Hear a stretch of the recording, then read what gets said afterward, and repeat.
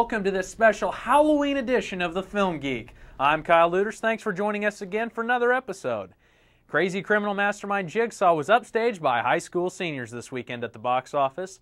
High School Musical 3 took in $40 million and the weekend box office crown.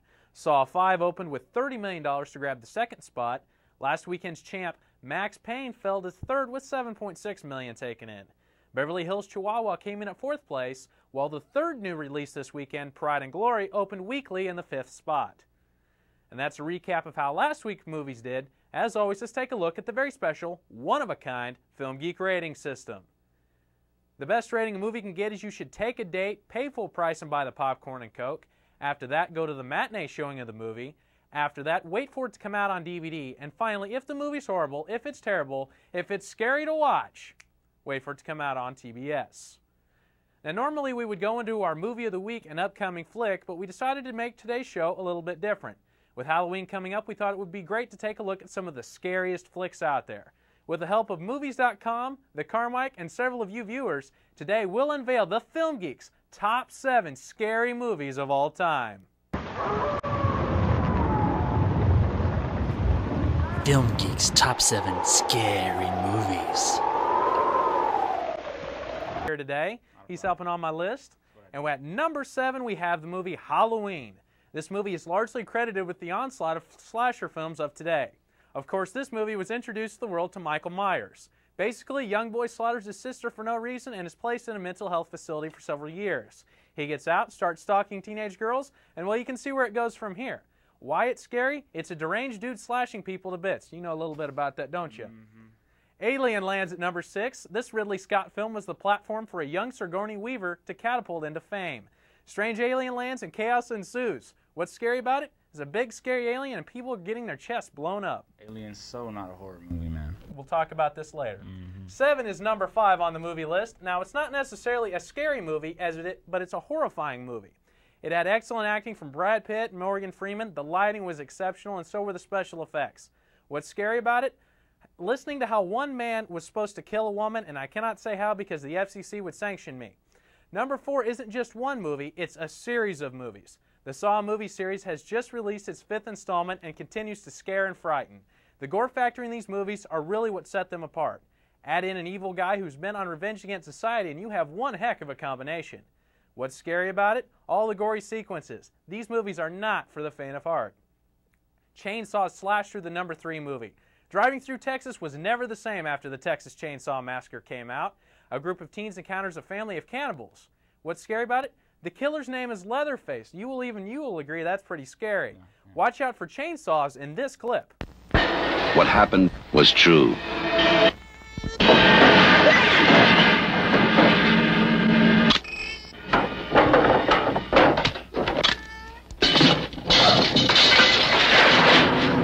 The most bizarre and brutal series of crimes in America.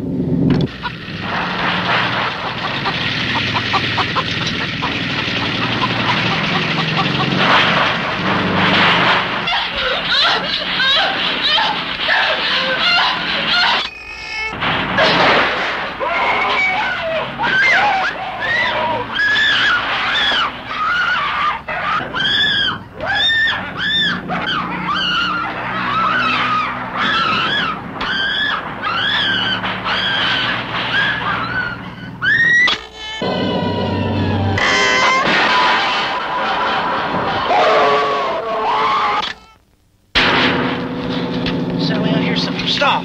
Stop! This is the movie that is just as real,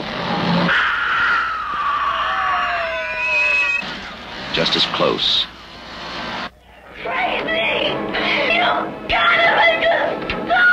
just as terrifying as being there. Even if one of them survives, what will be left? The Texas Chainsaw Massacre. After you stop screaming, you'll start talking about it.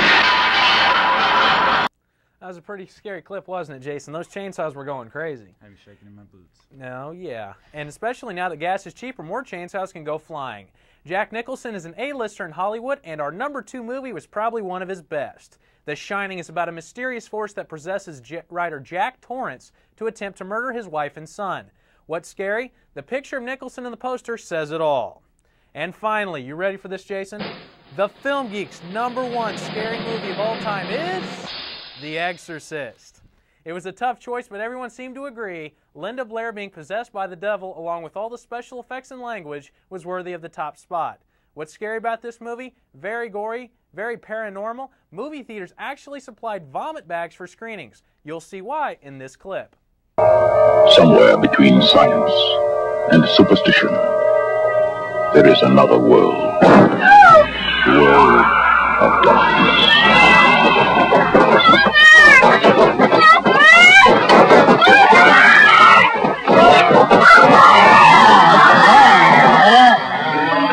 Nobody expected it. Let's see what Nobody believed it. And nothing could stop it. There are no experts. You probably know as much about possession as most priests. Look, your daughter doesn't say she's a demon. She says she's the devil himself. I'm telling you that that thing upstairs isn't my daughter. And I want you to tell me that you know for a fact that there's nothing wrong with my daughter except in her mind. You tell me you know for a fact that an exorcism wouldn't do any good. You tell me that!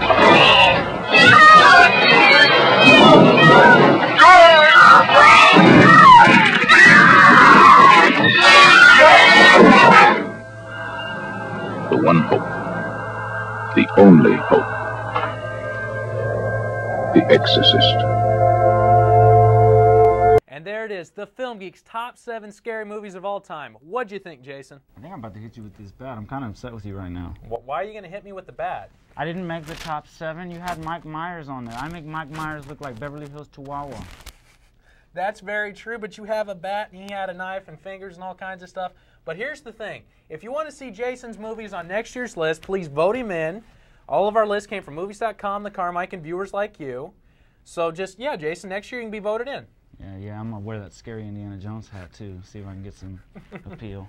This weekend at the box office, The Haunting of Marley Hartley and Zack and Miri Make a Porno are the new releases. Be sure to head on down to the Carmike and check out these movies this weekend. And that will do it for another episode of the Film Geek. Wanting to remind all of our viewers that CUTV's programming is on YouTube once again.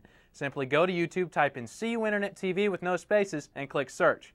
There you'll find episodes of our great news show, Top of the Hour, as well as our sports show, In the Huddle.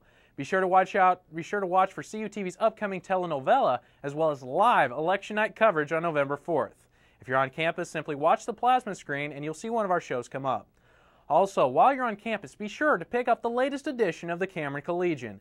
The Collegian is printed and distributed each week. Inside you'll find great articles and content. I want to give a big thank you to Jack Connor and everyone at Carmike Theaters for helping us put together the show. I can't say enough about how friendly everyone is down there and the quality of the images on the screen. The popcorn's pretty good too. Charlie Clark of the Lawton Constitution also deserves a thank you, and I want to personally thank the awesome and amazing crew that comes to work on this show every week. Without them, we would never get this show produced. And I also want to thank my special guest host today, Jason, for coming by and giving his input too.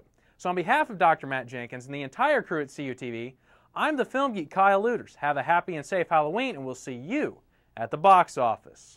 Spring 1905, the President Teddy Roosevelt has come to Oklahoma Territory for a few days of catching wolves with his bare hands. Portrayed by Dr. David Byland, you have the opportunity to hear Roosevelt's thoughts on a variety of topics.